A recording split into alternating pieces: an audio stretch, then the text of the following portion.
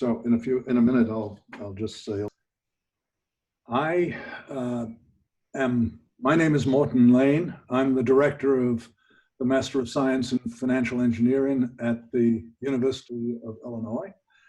And everybody who was invited to this meeting has applied to be a member of next year's cohort that will graduate in 21. You may have received an offer, accepted it, and paid a deposit. You may have received an offer and not yet paid a deposit, or you have put in an application which has not yet been finally reviewed. Our final review takes place on April 16th after the official close of the application period. What I wanted to do today was demonstrate how good we are at adapting to this new environment of everybody doing things remotely. However, I seem to have failed at that. You can't see my picture. I can't seem to see why you can't see my picture. But that aside, let me just take 10 or 12 minutes to talk to you about the program, some of which you know a great deal about, but there are a couple of features which I think I'd like to emphasize. And secondarily, tell you about how we're operating in this environment and how we probably are suggesting things that may accommodate you. So first of all, let's just hit a few high points in the slides. Matt, if you would turn to the next slide. Okay. There we go. Okay, so I'm the guy on the left. Marcia Hatchell is away, but Amy Lamb is on the line, and Professor Murphy is on the line. I think you got his picture. You may not have the rest of our pictures. If you go on one more slide. Oh, yes. One of the important things about this program is that it's a joint venture between the College of Business and the College of Engineering. And particularly, it's the Department of Finance and the Department of Industrial and Systems Engineering. And the two pictures on that slide are the heads of those respective departments. What it means in practice is that you will spend half your time receiving instruction from professors in business and half your time receiving instruction from lecturers in the engineering college. Let's go on one more slide. This is a very broad definition of what I think financial engineering is all about. And I've put it into 4 separate bullet points and tried to italicize the things that I want to emphasize. So it is the application of quantitative techniques to the analysis of financial markets and financial products. Quantitative techniques include mathematics, statistics, computer science, data analytics, and deep learning. And that is not a completely exhaustive list, but I think that spans the spectrum of what you will receive in some part of your time at Illinois. The application involved the search for profitable opportunities as well as simple problem solving. Some people like to position their program as something which is a problem-solving program. I think that's wrong. I think everybody's searching for profitable opportunities. And even if you're solving problems, you're solving a problem which is losing your money, usually. And necessarily, financial engineering must involve techniques for balancing risk, rewards, measurement, management, and mitigation, and the transfer of risk. I heard someone speak a moment ago. If you would enter any questions you've got along the way, Amy and Matt are going to try and harvest those, and we'll try to address them towards the end. Next slide.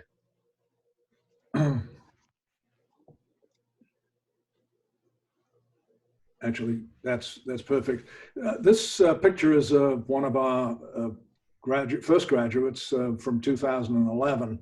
He is a financial engineer. He happens to have spent the last 9 or 10 years trade-in at Flow Trade-in in New York. But I want to emphasize the fact that financial engineers go by lots of names, and you can be called an investment analyst, a financial modeler, a derivatives trader, and most commonly, besides financial engineer, is quant, and meaning short for quantitative analysts, excuse me. Next slide. I think these I'm going to skip over pretty quickly. They are the admissions requirements. If you've applied, you've already fulfilled those. And if you need to check, you can find them on the website. Next slide. And just to reiterate, we opened the application process on October 1st, and we intend to wind it up on April 15th. There's an asterisk this year on April 15th. That's our official end. We understand that some applicants, because of the shutdowns of various things, may be late, and we are going to be somewhat tolerant of that. So but we aim to make final decisions about offers by May 15th. Next slide. Here, I think some of the things that people commonly ask. Again, some of these slides are available on the website, but the left panel shows you how many apply, how many get made offers, and how many are enrolled. And the right slide tells you what undergraduate disciplines they come from. You'll see that engineers and math come first, then finance and economics, computer science, etc., on down the list. I would guess that a rough measure is that 70%, maybe 2/3 of our entrants are engineers, 30% or a third are from finance. So that's the blend of people that enter the program. Next slide.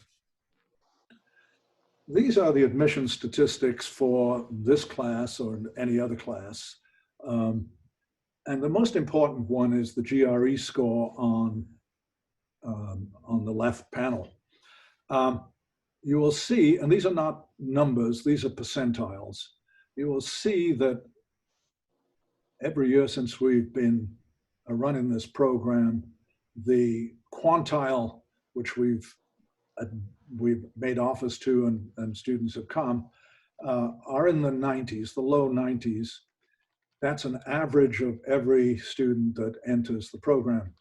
That does not mean that we won't accept quantitative scores that are not in the 90 percentile point. We have accepted people with scores that put them only in the 70 percentile point. But in fact, one has to realize that this is a quantitative program and you need to have those abilities. And the thing that captures it more than most is that percentile number. If you have a score in the 70 percentile and still want to do the program, that doesn't disqualify you, but we're going to look for other features to include you. Perhaps you've had some experience, perhaps you've been trading, perhaps you've been an engineer for a couple of years and want to change your skills, those sorts of things. Perhaps you took the GRE a long time ago, you could do better now.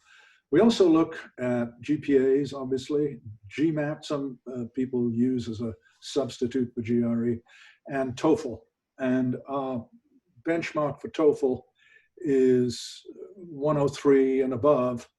You can see the averages there come out more recently at about 105, 106. And again, those are averages. We do take people with less than those thresholds, but we have to have another reason in order to do that. Next slide, Matt.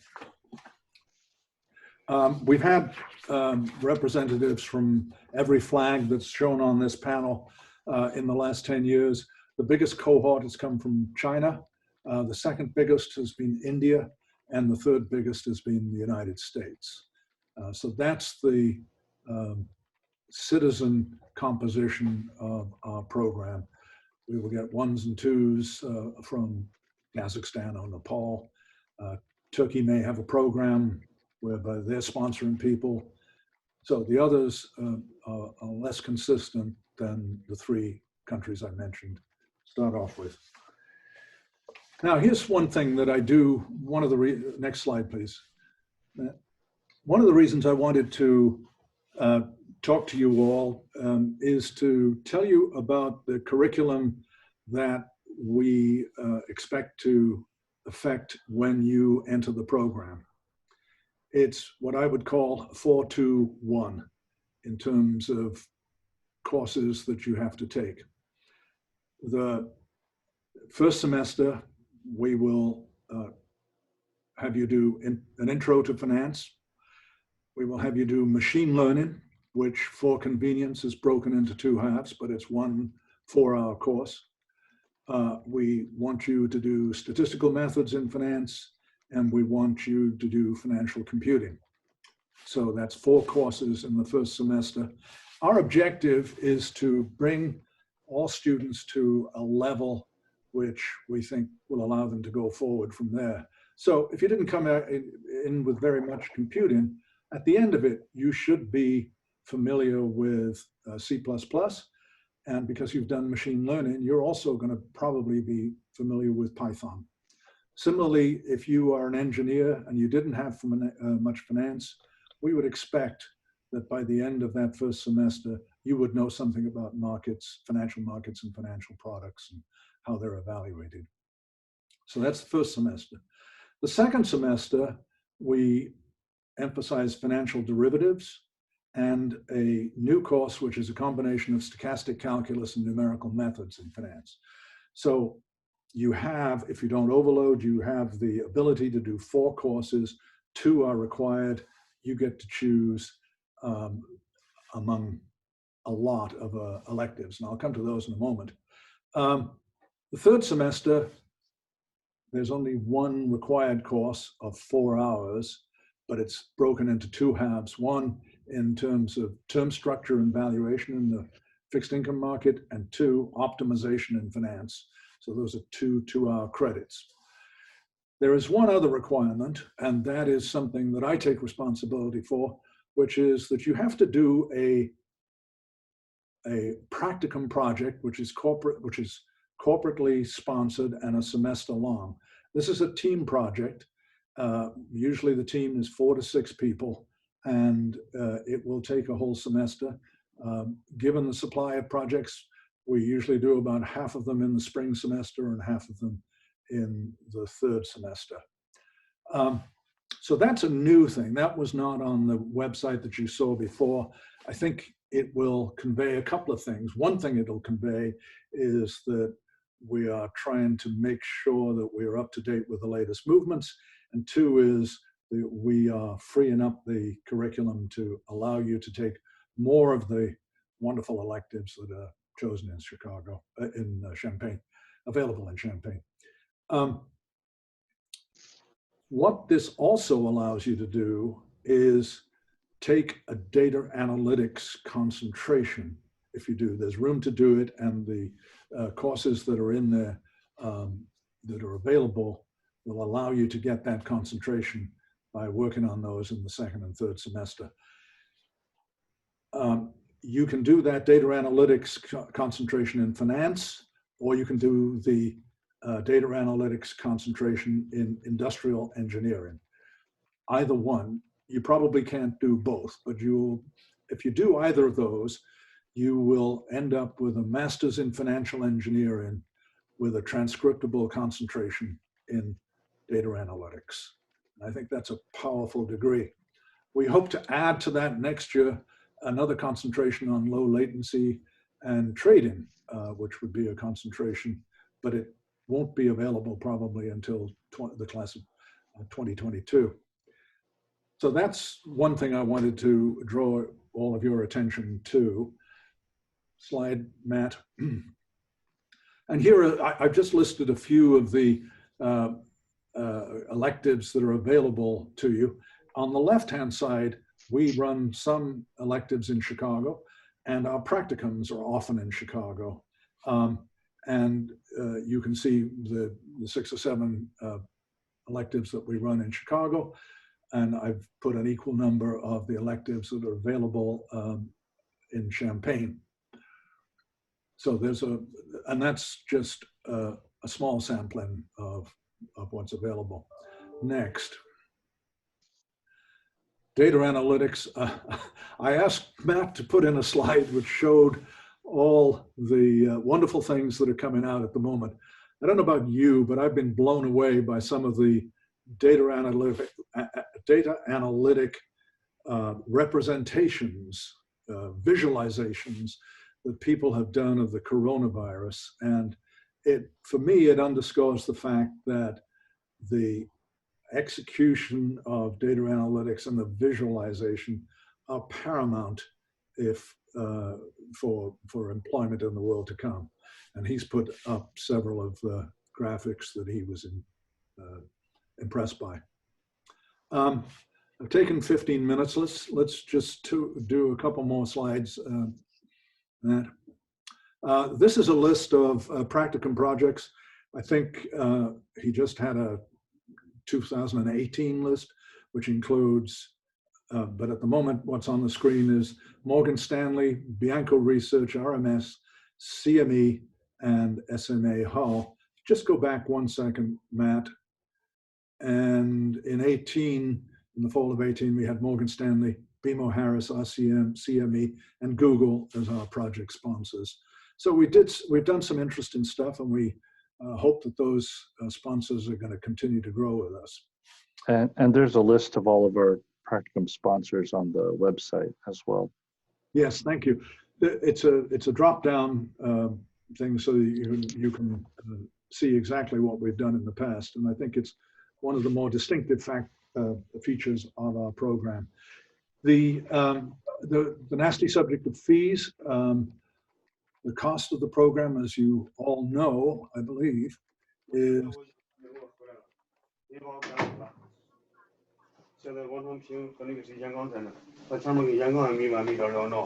could you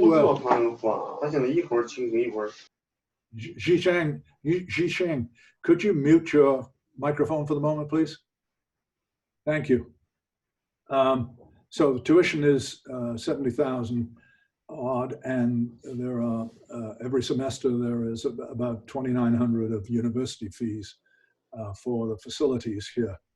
But think about it as 25,000 per semester. And to compare with other schools, we're rated top 5 by the TFE.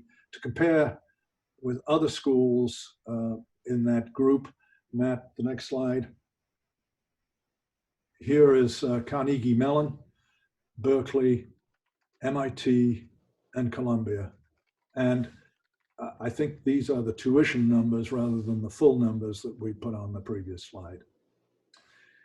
In case you are residents of Illinois, we will give you automatically, if you qualify for the program, a 40% scholarship. And if you'll go to the next slide, Matt. Well, I'm referring to item number 2 here for Illinois residents. And every applicant is eligible for a scholarship, but we allocate those on a merit basis. And we have given scholarships as small as 10% and as high as 40 or 50%. And sometimes we give in-program scholarships along the way. Next slide. Obviously, just to put the numbers down there, if you are an Illinois resident, you can think of after scholarship of a fee of about 16,000 per semester. Next. Now, here is one of the things and one of the reasons that motivated us to talk to you today. A number of you are international students. A lot of you are Chinese and some Indians who have done their undergraduate study in the United States and hope to, if they get an offer for this program, hope to continue as a master's program in the fall. The risk at the moment, because of the current situation, is that if you leave this country, it may be difficult to get back in. And so we've made an adjustment to our program to try to accommodate you if you want to, okay? Now, of course, you can transfer your I-20 to this college if you get an offer and spend the summer reading books or sitting close to a beach or exploring the national parks. That's your choice. But some students have asked whether or not they can come earlier and begin the program, and that way they have an excuse for not going home and they don't run the risk of being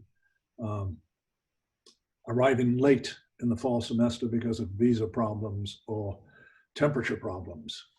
And so what we've done is we've made available two of the core components that we would offer in the fall in the summer. And this is called Summer 2, which runs from June 15th through the first week of August. Okay, and the two courses we would run Fin 500, Intro to Finance, that's 4 credit hours, and Professor Murphy is going to run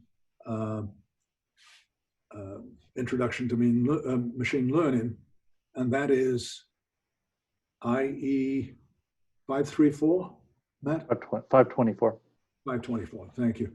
I didn't put it on the slide here. Yeah, that's there. This is something that we have not done before, but I think it may be of interest to you. Let's go to the next. Can I just point out one thing real quick? Under this option here, there is a link. We'll have that link available and we'll email it out to everybody who is invited to this meeting. But that's just a way for you to let us know if this is an option that appeals to you and just get some information about, you know, how to contact you. Yeah, if only 2 of you are interested in this, then it's unlikely that we'll put it on.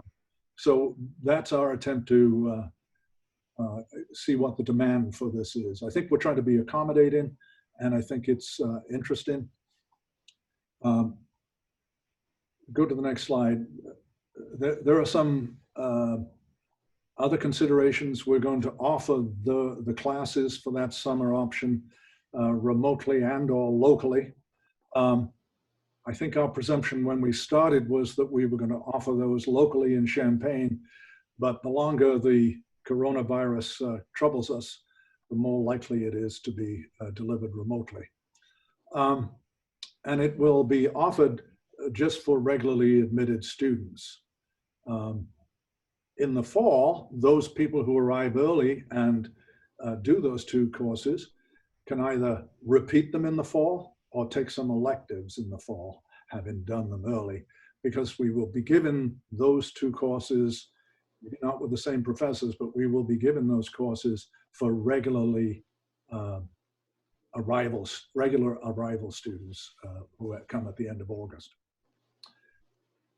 We're not doing this to raise revenues. And so you will have to pay a fee for these courses in the summer, which is essentially half of the semester fee.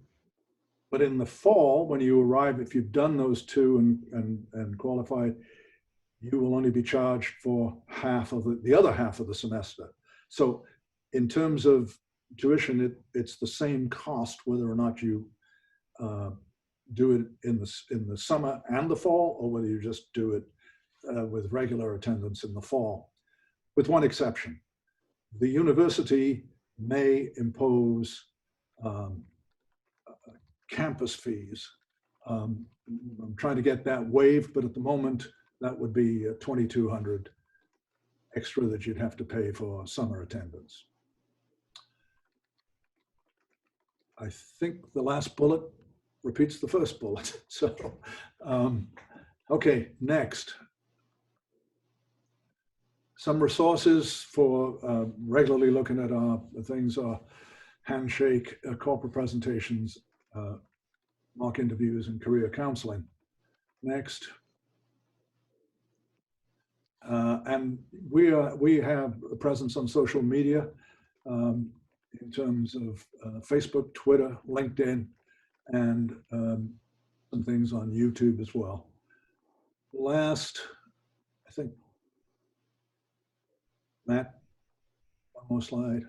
Oh, our advisory board is important to us because that gives us information about what industry is doing. And these are the members of the advisory board. The person from CTC and CME and Morgan Stanley, the one diagonal there, dark diagonal, if I could put it that way, are all graduates of Illinois, and they're in senior positions at their respective companies.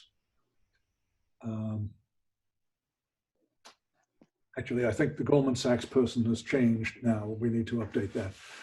They're both on there. What? They're both on there. Are they? Okay. Oh, yes, they are. Thank you.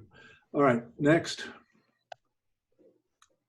And here are some of the companies that have employed several of our students. It's not an exhaustive list. It's a fairly frequent list over the last 10 years. Next. And if I bucket those companies and say, what is the most common hire of our alumni? Investment banks and commercial banks is the biggest one. The second one is financial consulting companies like Ernst & Young and PwC. And frankly, that's a surprise to me, but those people end up doing valuation analyses in the clients of Ernst & Young and so forth. Then we have a reasonably equal number between proprietary traders, of which there are a lot of proprietary trading shops in Chicago, brokerage companies, and hedge funds. I skipped over regulators because not to miss them, but to just group those other three together. Regulators include the Fed and the CFTC and the exchanges themselves. Some people come in with a lot of computing skills. They go out with better computing skills and go into software development.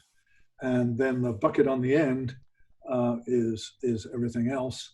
And the thing I would emphasize about that is it is a wide spectrum. And one of the places that hire our alumni are insurance companies. And I mean reinsurance companies rather than insurance companies. Next. It's not all hard labor. We do try to put some social activities in here. We will take a trip to New York and to Chicago. And I expect you regular, if you do a practicum in Chicago, you'll be a regular visitor.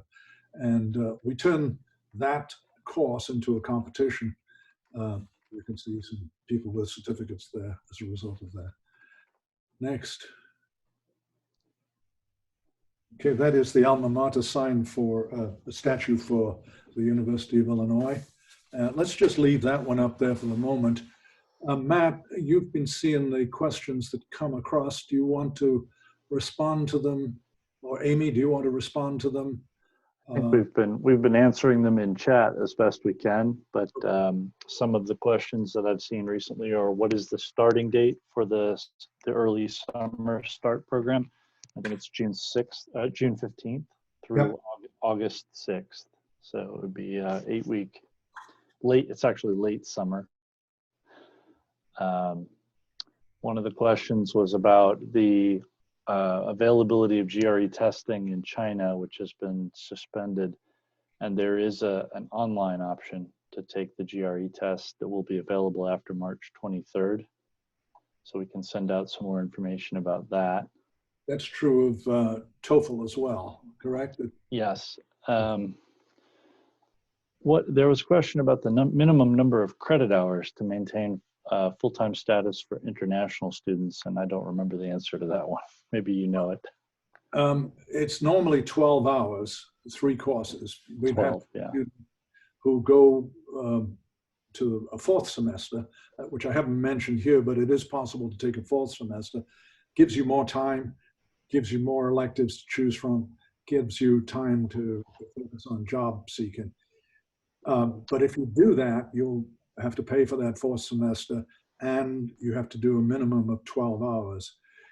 By doing this early option, you actually were splitting up 6 hours in the summer and 6 hours as the minimum in the fall. So we are still wrestling with the powers that be to make sure that that's acceptable. One of the questions was about employment and placement after graduation. Do you have anything you want to say about that? Well, we have put out those to the rating services. What we find, since so many of our students are international, is that when they leave, they don't leave email and addresses, and that's somewhat distressing, because I'm sure that if they go home to other countries, they have found jobs, and they don't let us know about that. But generally, I think we compare well with the other schools' records, certainly the ones from TFE and the ones from RiskNet as the other rating agency.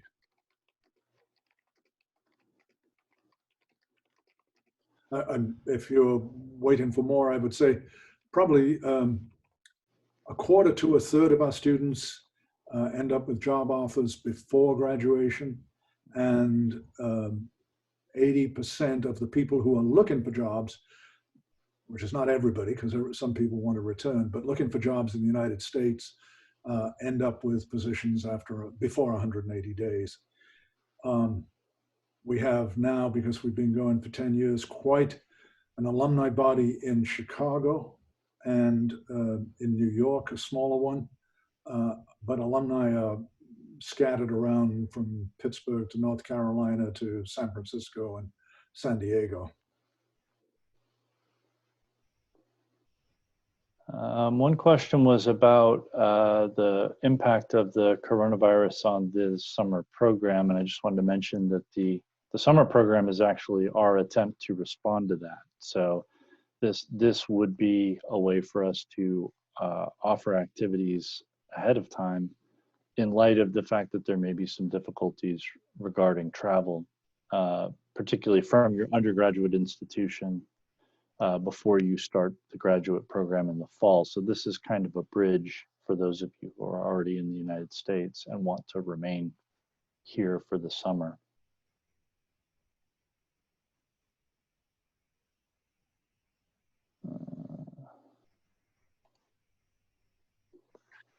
I should say that, if you're on campus, it's possible that there are other classes available, some online classes, and there are courses in accounting that you may find interesting. But typically our program does not offer anything in the summer. We're trying to make an exception here to make it easier for people to stay gainfully in the United States.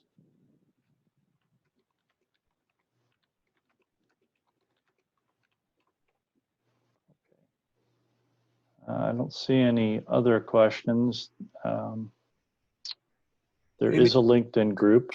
I would recommend that you check out our website at msfe.illinois.edu because it has all of this information available there, plus a whole lot of other stuff. So if you haven't done that, I would send you there first. And if you still don't find the answer to your question, please email us at msfe@illinois.edu. And Matt, just to repeat, you will be sending out that link immediately after this session to everybody who is invited. I set that link up this morning. It should be live, but if you have any problems with it, I can't guarantee it hasn't been thoroughly beta tested. But if you have any problems, please just email us your interest in the program, and we'll get right back to you.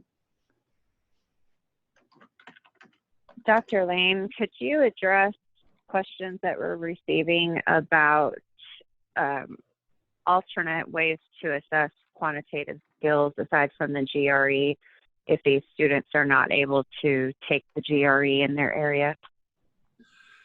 Well, I think the admissions committee has already been looking at some applications that have not had GRE scores on them. And I have to say it's a span of things that they will look at. They will look at the courses you've taken, the grades that you got in those courses.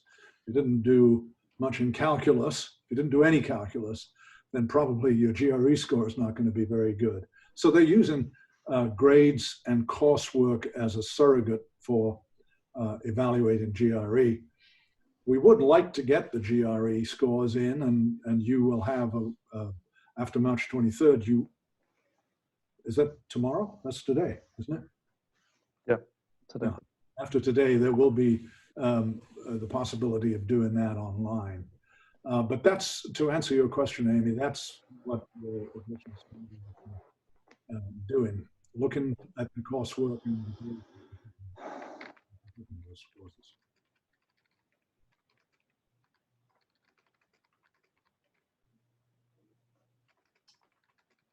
Anybody else?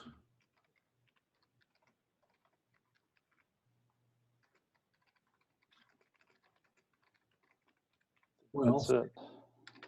Pending, you can put the last slide up, Matt. No, the next one, the other way. The other way. Beyond alma mater. There you go. Often when we do these information sessions on campus, we will offer pizza at the end of it. This is my equivalent. This is the pizza graph. And what I'm trying to show here, I did this a few years ago, is that quantitative methods applies to financial products, lots of different ones on the left, and in the markets, lots of different ones on the right. And it's applications of the quantitative techniques that we're most interested in talking about.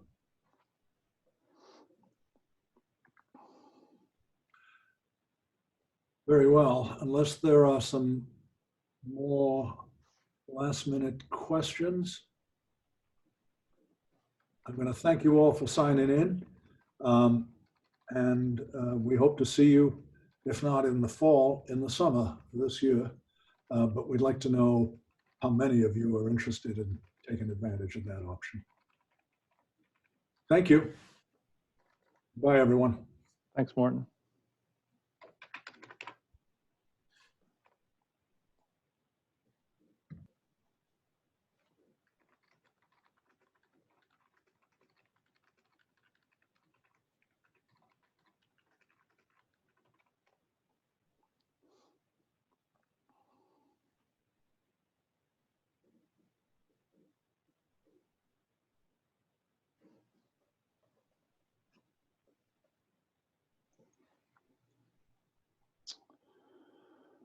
All right, anybody still on board? I'm going to wrap up the chat session, but here is just some things to think about. Please do check out our website, as I said, msfe.illinois.edu. You can also follow us on Facebook or Twitter. There is a LinkedIn group, but I think it's by invitation. So once you're admitted into the program, you can join that. And there's a bunch of informative videos on our YouTube channel as well. So thank you for joining us. And if you have any questions we didn't respond to, please email us at msfe@illinois.edu, and we will try to get back to you within 24 hours. Thanks very much and have a great day.